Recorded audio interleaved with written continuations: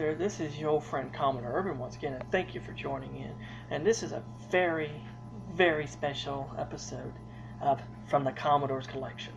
And the reason why I say it's very, very special is because it is.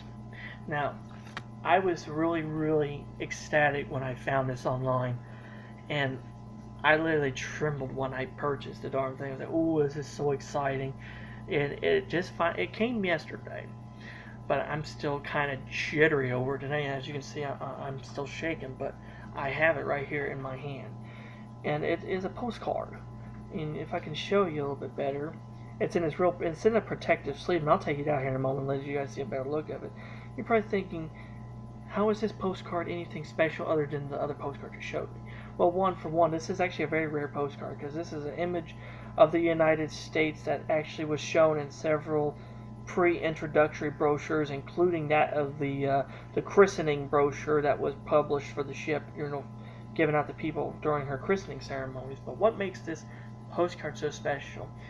It comes from a part of the ship's history that is so well known. You're probably thinking, what's so well known about the United States? Every bit of her history is well known, but the thing that gave her her claim to fame, right there, maiden voyage. That's right, I am holding a piece of memorabilia from the United States' maiden voyage.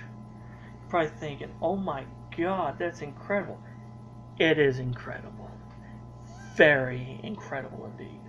And I was just ecstatic when I found this. I paid $20 for this thing, and my mom thought it was crazy. $20 for a postcard, but I had to tell her it's because it's from the maiden voyage. This is something very special. And it came in this protective sleeve, and I'm really glad it did.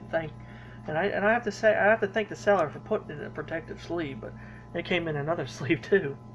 But I'll show you though. This is actually the first time I had it out of the sleeve, so I mean, this is crazy. This is the first time I had it out.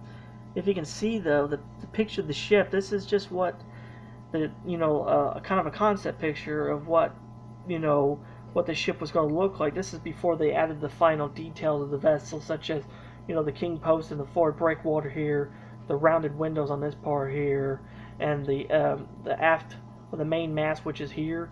That never was there at all, so that was something that's not there. And also the name United States, if you can see it, is on the white part. It should be on the black part in white or gold lettering. But if you can see this really well, the date, this is a timestamp. It says 6 a.m. 1952. So this was shipped off the ship at 6 a.m. in the morning on the day she left New York. And there's a stamp here too. This is like it says U.S. Merchant Marine, United States Postage 3 cents, peace and war, and that is a Liberty ship.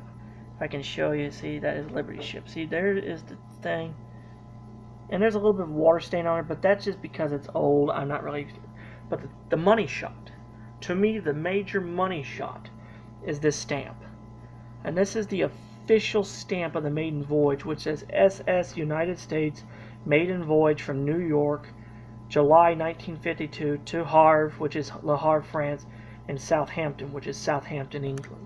And there's actually a little bit of cool stuff here in this thing, because this postcard was produced before the United States even entered service. Because it says here, SS United States, new flagship of the United States line now being built at the yard of the Newport News Shipbuilding and Dry Dock Company, Newport News, Virginia.